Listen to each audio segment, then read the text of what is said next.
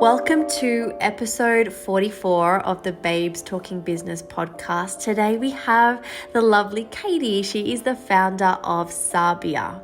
She's a 25-year-old Port Douglas girl who's now grounded in beautiful Burleigh Heads on the Gold Coast, which happens to also be our home.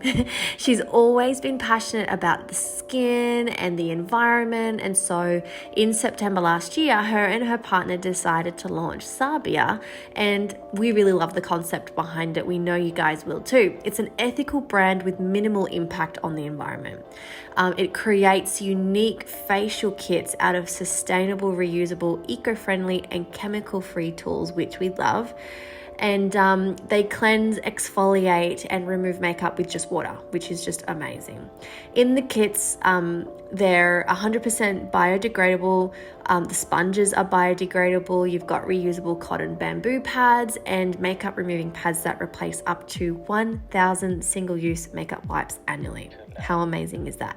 So in this episode, Katie shares her startup journey along with the wins and the losses, the hardship, the moments of doubt, and of course, she shares the brand story and how it came to its evolution. There's some really funny stories in there, actually.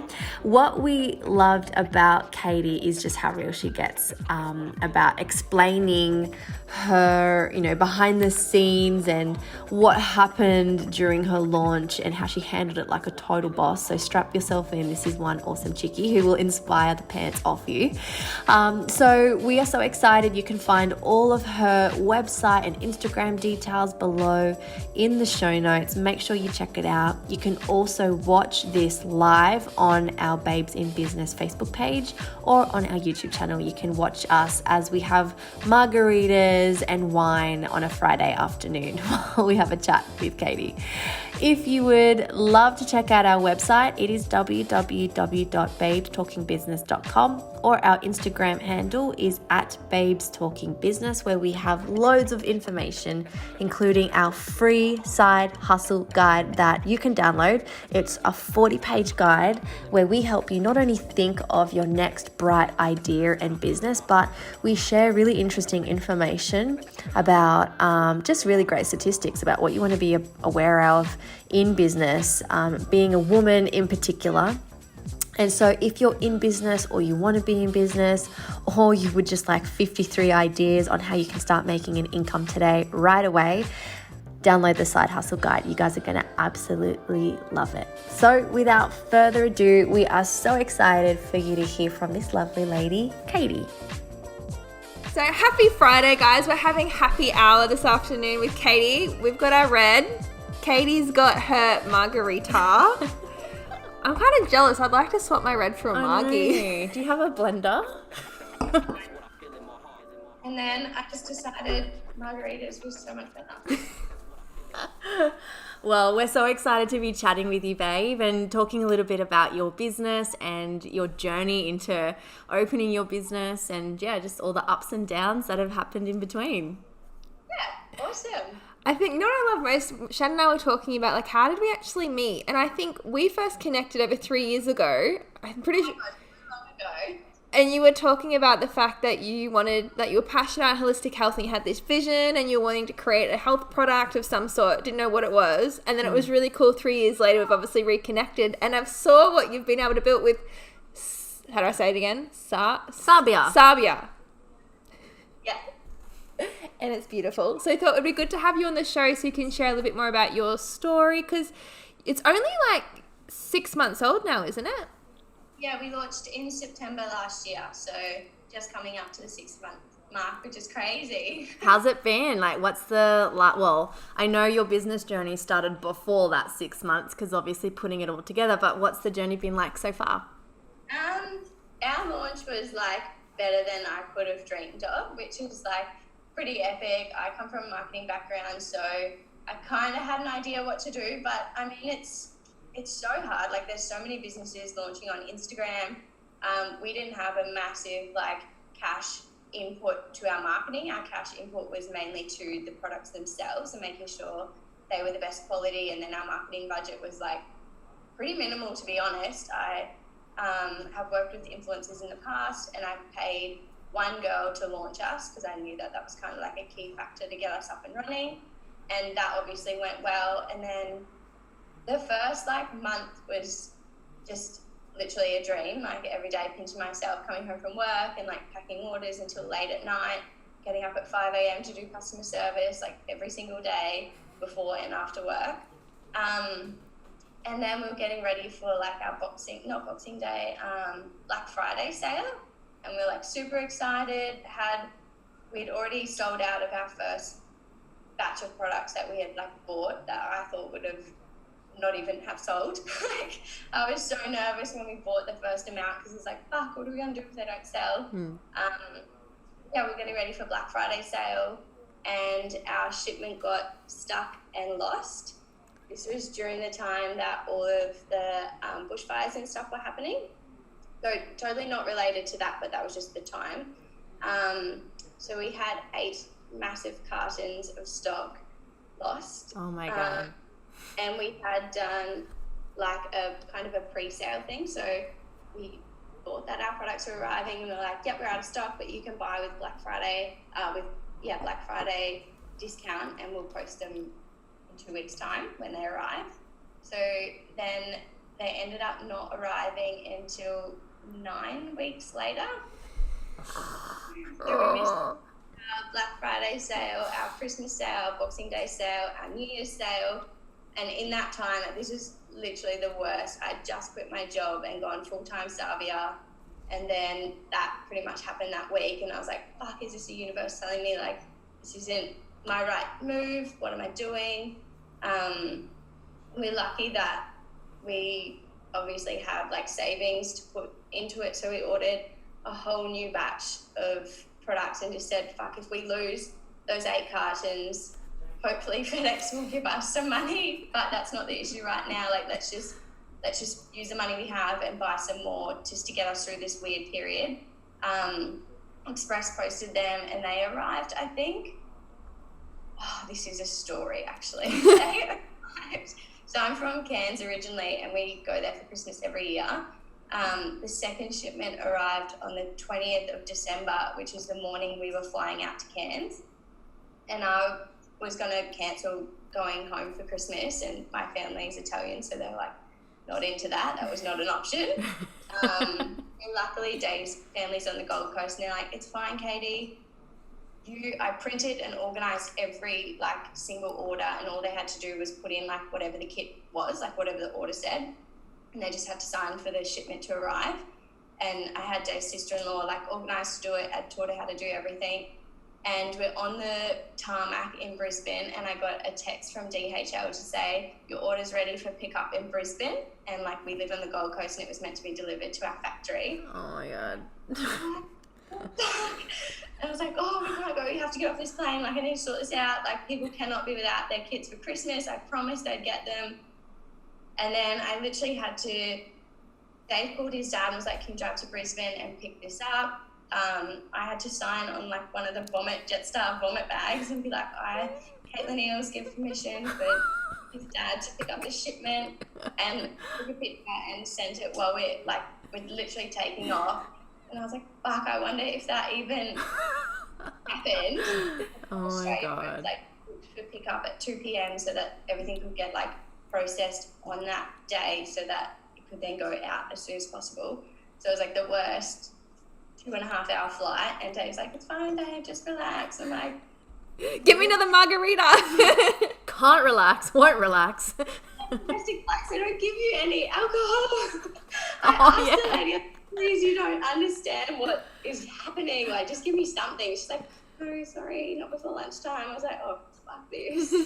Yeah, and then after lunchtime, it's like $12 for a piddly shit little bit of wine, and you're like, what is this? So that was like so many highs and so many. We went from the biggest high that I could have ever imagined to literally a fucking massive low. Like every day, I reckon I was in tears. I was so anxious and like constantly like dealing with customers being like, hey babe, like it's the 2nd of December, when is my kit gonna get sent out? And I'm like, I don't know. Trying to like massage the situation. Every time I'd said like, you know, we're hoping that it's this date, but if it's not the 20th of December, we'll give you like a full refund because it won't arrive for Christmas. But got over that hurdle, and I feel like everything is easy now. Wow. I love your honesty, because I think a lot of people, especially with online businesses, you look at your Instagram and you're like, oh, she's got her shit together, she's got a following, she's got all these beautiful Insta models, like all with her products, like they've got their shit. But this is why I love this podcast, because a lot of people who aren't in business or on the outside looking into business, you don't see the tears, you don't see the sweat, you don't see like all the stuff around's going on in the background. But even the fact that you had a successful launch and you had a demand there, because I know that kind of sounds like that's just come from anywhere. It sounds like you're like, I just got a product, boom, poof, everyone wants it. What does a pre-launch phase even look like? Like, how did you even get to that point? Like, when did you decide to start to go into business? How long did it take you to design products? Like, what was the process even up before the launch? Was that a long period of time? Was it short? So I think when we connected like a couple of years ago, I was just making like coffee scrubs to sell at the markets I just called it Katie's Essentials, because what else would I call it? My name's Katie. And that kind of like went well. I love skincare. And then I was 21, so I was like, I don't really care for this business stuff. And I went traveling with the money that I made. And then when I came back, I'm definitely not a worker, like under a business. Like I'm definitely someone that like wants to run the show. I'm 100% in, and then I want to step back when I want to, and I don't, like that's just the way that I work. So I always knew running a business and owning a business was something that would work well for my personality. And Dave and I have done a lot of traveling. We went to Sri Lanka in 2018, and we're traveling. He's a surfer, so we went to all these like crazy places that were just so off the map, and finding like plastic and makeup wipes was a massive thing that I was finding on the beach. And I was like, how are these getting here? Like it took us a 3-hour tuk-tuk ride to get here. There's no one for miles, but there's so much plastic on the beach. And it just rattled me. And the tuk-tuk driver, I was like, oh, do you have a basket? I can, like I'm not going surfing, so I might as well clean up this beach. And he was like, no, just leave it. Like, or then you see them just burning it in the street, which is so much worse than the plastic itself. And we came home and I felt like pretty deflated, and I was like, all right, I definitely know like skincare, sustainability, better for the earth, like that's what I care about, but I don't know what it will be, like what we will actually do. And we started pretty much then in 2018. In July we got back and we started heaps of different things, like so many ideas. We got so many samples, and I was like, nah, that's shit, this is good, like I don't like that. Or like I used to sell this beautiful body oil, but to get it in glass and then to post it, they would smash. It was just like always problem solving. And we definitely had given up a few times. And I think we got to, must have been the start of 2019. Yeah, I think it was like just before my birthday, which is this time of the year. I was like, no, I know that this is what we're doing. So like, what are we going to do? And we sat out on our deck and drank a lot of red wine and just wrote down like things that were important to me, the things that were important to Dave. And we originally thought of doing like a travel surf kit, like for reef cuts and stuff like that. But there was so much plastic that you would have to have in that. And I was like, nah, what about a face kit? And he's like, what would be in a face kit? And I was like, I don't know, like whatever we want to put in a face kit. And then we just I just liked that face kit word. And I was like, okay, well, girls need to cleanse their face. They need to take off makeup. They need to exfoliate. Let's do a cleanse kit, a tone kit, a face kit. And then we just started to I researched so many different biodegradable types of products, so many recyclable types of products. I didn't want it to be an actual product in a tube, because there's so many chemicals going down our drains and then out to the ocean. So I honestly don't know how we came up with it, because it was just so many late nights of being like, nah, I'm giving up. Like my job was too stressful. I was just exhausted. And then all of a sudden the face kit sample came, and I was like, fuck, this is it. And we originally had like a makeup sponge in it and other things. And I was like, no, that's not really, doesn't sit with me. Like, I don't wear makeup. I want people to clean their face and feel good so they don't wear makeup. And that's kind of how that happened. So it's really been a process of 4 years personally for me. And then Dave in the last year has definitely had like an input of, you know, we started a company together so that it's a bit more legit. But yeah, it's, I don't know, I think when you like find the right thing, you just know, and then you just go with it. Because there was definitely things along the way that I was like, this is good, this could sell, girlfriends loved it. And I was like, yeah, but it's not it. Like, I don't feel like it's it. Yeah. Yeah. It's just like a knowing that, like, when it happens, it just feels right. It feels aligned. It feels like all the stars are aligned with your planets, and you're just like, yes, this is it. This is the feeling. That's so cool. And so you were working full-time, like in a managerial role in marketing when you launched this thing. So tell us how that looked like while you were working full-time. You were in like a manager, and then you're trying to like do this thing on the side. How did life look like for you? Yeah, pretty hectic. Drinking a lot of red wine. Good things happen when you drink red wine, though. I feel like it gets the creative juices flowing. I was definitely like, if I'm headstrong, so if I know like there's an end goal that feels like good for me, and I actually loved what I did as a job, but it was just a very demanding role. Like, I would get messages from 5 a.m. in the morning until at least midnight every single day, Monday, Friday, Saturday, Sunday, all the time. I was expected to answer. I was expected to be on emails 24/7. And it was just, I think that was the biggest thing in my gut, that I was like, I hate this. I need to work hard so that I can have this other thing, I can have my life back, because I definitely didn't have a life in that job. It was so stressful. So I set like a routine of getting up at 4:30 in the morning every morning. I would go to the gym and go on a treadmill. I hate treadmills, I hate running, I hate cardio, but it gave me an hour of doing my exercise at the same time of being able to research on my phone, because I was, you know, like kind of strapped in. I didn't need to walk into people on the beach. So that hour was like always researching, and then I would go to work and I'd finish at 4 p.m. and then I'd come home and do the same type of thing. And then once we got the actual physical product, I'm lucky that I've like built a website before, so a lot of that stuff was just, whenever I had the time, I was like nutting away at that. And I think we started our pre-launch campaign a month before launch, I think, because I knew, like, obviously creating that, you can't just open a door and be like, hey, I'm open. Like, you need people to know that the door's opening. So that was hard. Like, that, I feel like there's a few months in my life that I don't remember, because I was honestly just so exhausted. A lot of my friends would say that I was a shit friend because I was never around. But I mean, it's what I had to do to get to where I am today. So I just knew like that fire was there, and I just had to keep going. And then, yeah, when we launched, and I think we launched at like 6 p.m. and you can see on Shopify like the map of the world, and it lights up when you get your sales or when people click on. And I remember at 6 o'clock, we were like sitting there with wine, like this beautiful bottle of wine that we've been saving for like 6 months to drink on this particular day.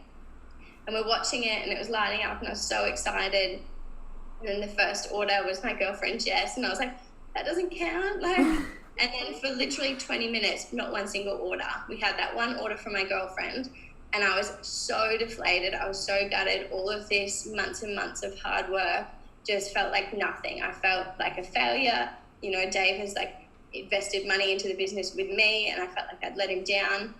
And he just shut the computer. He's like, that's it. We're drinking this bottle of wine. We're going to have dinner, and you can look at it tomorrow. And then in the morning we woke up, and I was like, like so excited. But I'm like, yeah, it's just a constant like that. Like, I love that you said that, because this is the best bit about our business, I think, because and I guess you're lucky too because you've got Dave, but I don't know how people do business by themselves, honestly, because there'll be weeks where we'll be like, well, life is amazing, like, we've hit the jackpot, like, this is so worth every bad day, all the sacrifices, all the tears, and there'll be other days I ring up Shan, or Shan will call me, and we're like,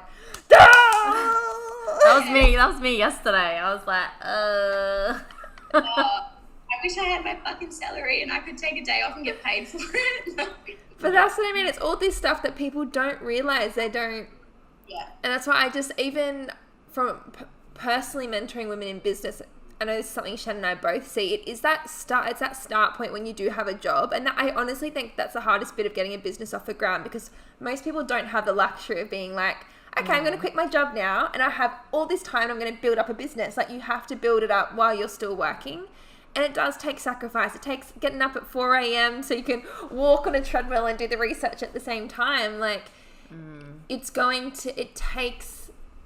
a plane doesn't just go up. You've got to have that momentum to get it off the ground. And I just wish more women, that's why I love this podcast and getting to hear other people's stories, because I swear every week when you hear someone and you hear what happened before they were successful or what happened before the followers, you realize that, like, some people just, they don't want to pull up their sleeves and do the hard work. Yeah, and then they do. And this is why, like, so many businesses fail in the first 12 months, because there's just like this misconception that business is easy and it'll just work and, like, you will get all the sales, and, you know, it's so not like that. And I think then people are disappointed when their business doesn't have the results that they expected, and then they quit, or they lose their fire and they think, oh, this wasn't my path, or I wasn't meant to do this, because they just don't get it. Because all they see is the plus though. That's why this, like, I love these conversations, because you wouldn't know this from looking at your social media. You wouldn't really know it from looking at our social media. So this is why we have wines and margaritas on Fridays so we can download and talk about it. Yeah, 100%. And I'm just, like, so lucky to have one of my girlfriends who started a hair salon. I think she launched in August, so a month or two before us. So it's been so nice to have her on this path. But same thing, like, a lot of our friends don't understand, like, I'm, you know, Wednesday midday, hey, Katie, the beach is gorgeous, like, let's go. And I'm like, oh, I'm working. They're like, no, you're not. I'm like, well, if I don't set, like, those kind of rules for myself, the business will go to shit. And then I'll be, like, you know, the one that feels like I've failed myself because I didn't put in the hard work. And there's definitely days that I'm like, I am so sick of Sally sending me a picture of her skin being like, what can you do for me? And I'm like, oh, just fucking read it. You know, there's definitely days that, like, out of this and just have a day of, like, a clear headspace. I can't remember last time I just sat and was like, oh, yeah, like, empty. Like, that's not a thing. Yeah. I just showed Shen my diary. I'm no word of a lie. I literally scheduled out my Saturday, and because if it's not on my diary, it doesn't happen. And it says sunshine and a book highlighted in pink, because otherwise I just sit there and I work and it's But that's the thing. It's not because of a boss telling us to. It's because we want to be successful for us. Like, you set a business, you've got goals. If you don't show up, the only person you're ripping off is yourself. Yeah. And this is the other thing, like, owning a business, there's always a to-do list. Always. If you don't have a to-do list, there's something wrong. And it's never ending. Like, you'll get to there'll be 2 things left on your to-do list and you'll be like, oh, I just thought of 10 more things I got to put on this list. Like, it's never ending. Yeah. And, like, it's nice to have a partner in it, but I mean, he's not working in the business. Like, he still is working as a carpenter so that we can live, because I don't pull a wage from the business. Like, it's all just goes back into the business to keep the business going. And he'll come home, like yesterday, we launched soaps this week, and I was like, yeah, the soaps are epic, like, they're arriving. I launched them, and I was like, oh, fuck, I didn't think about what to put them in when I post them. Like, they don't have I can't just send a bare soap in a bag. Like, and he's like, oh, like, I've never thought of that. And there's just constantly, like, things that you're like, oh, shit, like. Yeah. Well, if it makes you feel any better, we're talking about, like, losing losing products. Half of my books are stuck over in China because of the coronavirus. So there's some things you can't control. But the reason I was bringing that up is obviously we're talking about this, or we're filming this and recording this at a time where we are in a really strange situation in the world. And I love, before we were talking about maybe just some tips and tricks to other business owners on how you can navigate this time and how you can be strategic about it. Do you have any words of wisdom or anything that you would love to share? Yeah, I mean, we've definitely seen a massive change in our trend of sales. Personally, we've decided to pull back on our influencer marketing because I don't believe, it just doesn't feel morally right either for me to be knowing that so many Australians have lost their job, but then being yeah, buy my shit. It just doesn't feel good for me to do. So what I've done instead is we ran a competition last week, a giveaway competition, which as a business perspective, it gained us more following, and more people saw our exposure because it was a comment thing. So that was a strategic move for us to be able to say, okay, well, we're not going to make the sales that we usually would this week, but let's grow our brand and show a little bit of our ethos of caring and giving.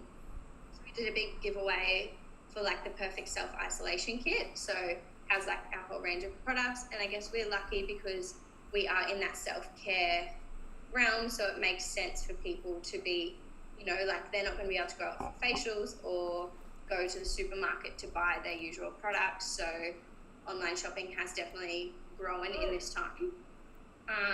And then we're also launching our self-isolation kit next week. So that will have our face kit, our face mask, a coffee scrub, and just because our whole brand is about making you feel good while looking after the planet. So I think it's a key time as brands to leverage on that self-care component. And maybe you aren't going to see the sales that you used to, but be creative and be clever in how you can really show who you are as a brand and connect with your customers in that way. Use this time as connection, and maybe just not focus on those money goals right now. Focus on who you are and engaging, because when this is all over and everyone goes back to work, they're going to have that heart feeling and be fuck, Sabbia hopped on every single day and talked about the real shit and asked us how we were feeling and did polls and showed us how to make masks at home with the products that we have instead of selling us stuff. I can't wait to actually buy it now that I've got the money. So definitely being creative and just using, everyone's having a bit of a rough time. People working from home, just trying to keep, next week we are having a few yoga teachers jump on our channel and run people through some exercises. Just, it's a time for community connection, I think. Yeah, totally agree. It's such an interesting time. I sit there, I remember I was at Shen's last week and we were just thinking, it's kind of I don't know if this is the right thing to say, but it's kind of like the start of a horror movie. Just the stuff is for movie, just it blows my mind. I don't think, I hope we'll never see this again in our lifetime, but sometimes you just got to take a step back and really look at what's going on in the bigger picture and just kind of be whoa, don't buy into it too much. Don't let it stress you out too much. Just really taking that observer seat, and just whether you are a business owner or whether you have a job, and just kind of find comfort in knowing that you're not going through it alone. Yeah. But I've definitely noticed there's a lot more people obviously on social media right now, but the people who are doing social media well, the people that are just adding value and really caring for their tribe when people need it most.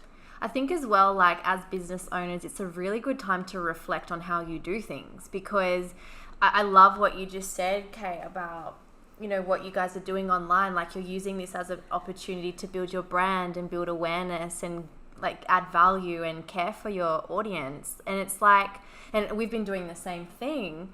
But for me personally, I'm why wasn't I always doing this? Why did it take a crisis for me to level up in my caring for my audience? So it's been really good as a reflective thing for me personally. And just other things, I don't know about you, but I'll wash my hair and I'll straighten it, and then I'll be I can't go for a swim in the ocean because I just washed my hair, and now it's I don't have to see anyone, so I haven't washed my hair in 2 weeks, and I'm I freaking love not washing my hair. I freaking love not wearing shoes. Why wasn't I doing that all the time?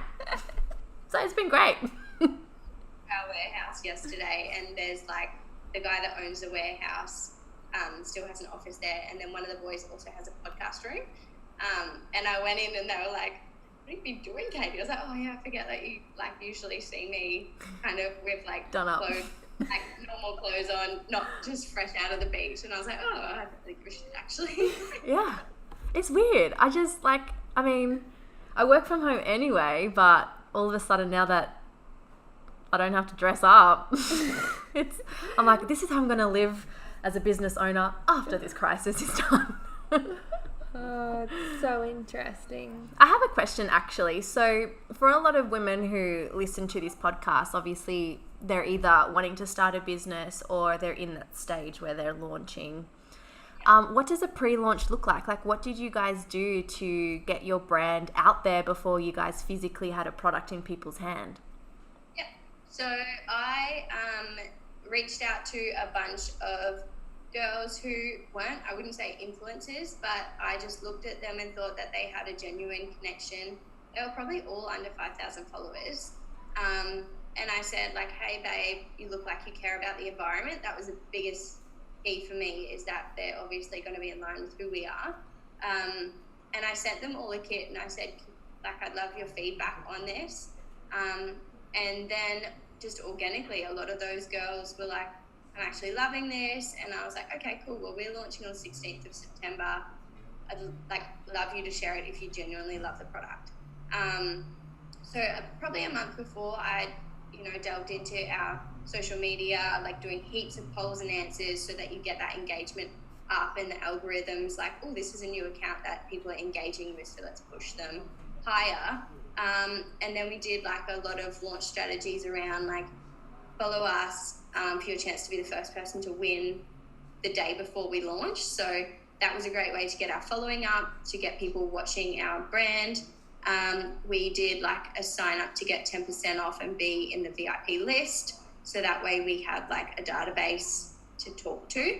I paid one influencer on the night of the launch to launch us. But in the pre-launch, it was mainly just getting people trying and talking about the product. I think that's the most important thing. If you have a good product and you're willing to just gift it, not everyone's going to talk about it and not everyone might not love it, but that was the best thing for us because we have this little community of girls that are now still, I call them our Sabbia squad, because they fucking love us and they've been there from the start, and I love them. Like, I check in on them most days. I'm like, hey babe, like, we're actually thinking about doing this new oil. Do you want to try it? And like, they're just my go-to girls, and they're so proud of like the brand. And I just think building that community, like, you can't go into a business and be like, I want to earn this amount of money and that's it. Like, you need to be passionate about what you're doing, and you need to build a tribe. Like, what's the point of talking to an audience that you don't connect with and that you don't want to talk to every day? You're not going to hop on stories and engage if you don't care. So that was a big thing, like making sure that we had that little community, and it's just growing super organically because I think it was very genuine from the beginning.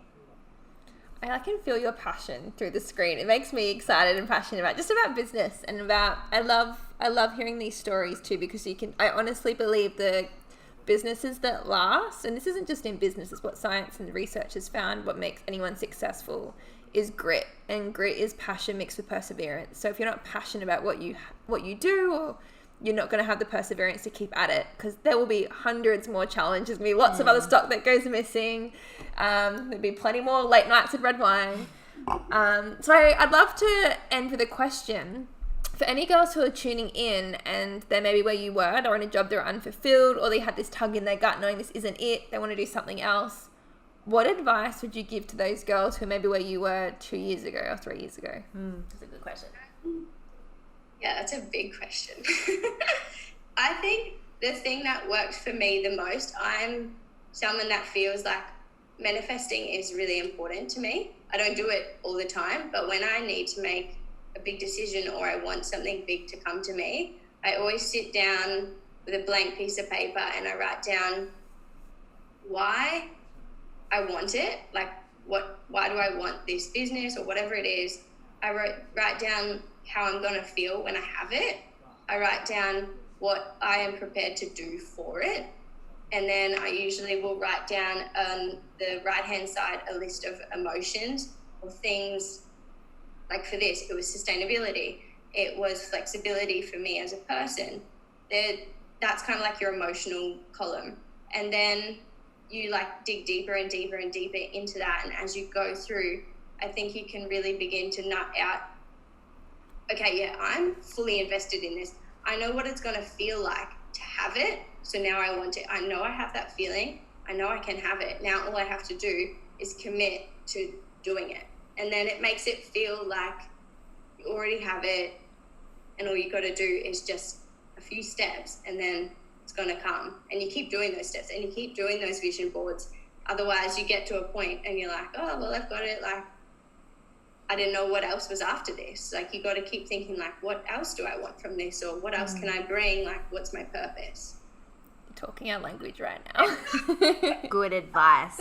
Great advice. Well, yeah, that's so important. You have to be in it with your body and your mind and your soul. You can't just rock up and be like, oh, I want to be a business owner, because it's not like that. Yeah, all about inspired action. It's all great to like visualize and manifest and feel the feels, but you got to take inspired action every day and keep showing up even when it feels like it's not happening. You just keep showing up and keep showing up until it shows up. And keep that piece. We have like 6 pieces of A3 paper, and they're in my office because it's from 2 years ago when we came up with the first idea. It's from before we launched. It's from Christmas time, and we've got just our new one. And I look at them and I'm like, fuck, this is so cool to look at that idea that we had, and now this is what my revenue goal is. Like, how could that happen? Like, and it's so cool to keep it if you do one. Like, that's my best advice. Always reflect, because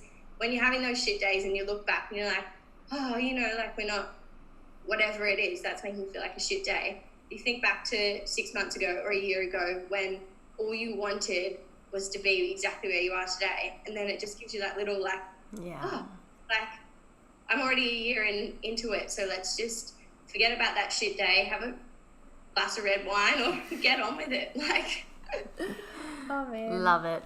We love you. We'll make sure we flick all your links in the podcast when it goes live, and so people can go check you out and check out your beautiful products. I personally want to try one of your face kits now because I feel like I need some extra self-love. Isolation kit sounds good. Yeah, I'm so gutted. I was so excited to meeting you both today, but anyway, this is almost the same, so. Still good. Next time we catch up, we'll have margaritas with you. In person. I'm getting pretty good at making margaritas. I'll hold you to it. I need to taste it. Thanks for being on the show, babe. Happy Friday.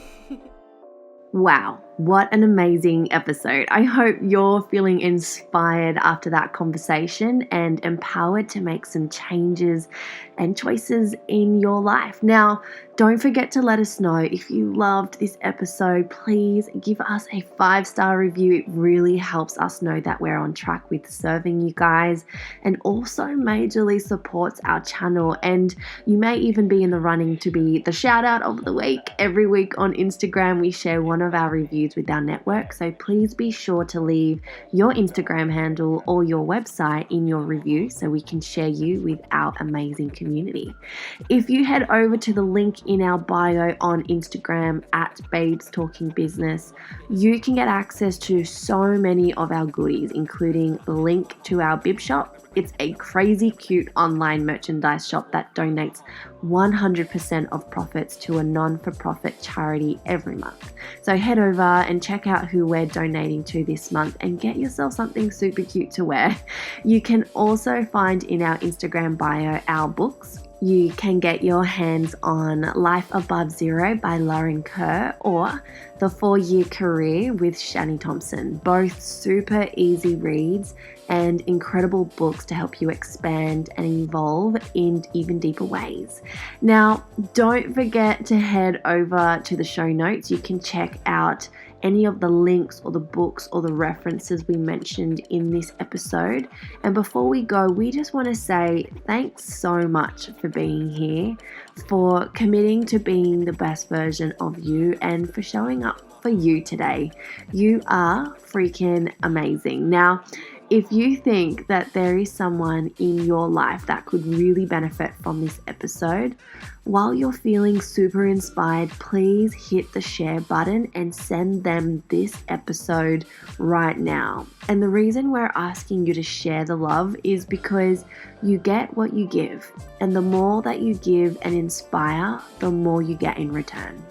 Head over to www.babestalkingbusiness.com to check out all of our other podcasts. And we just want to say we are sending you so much love, and we hope to see you soon.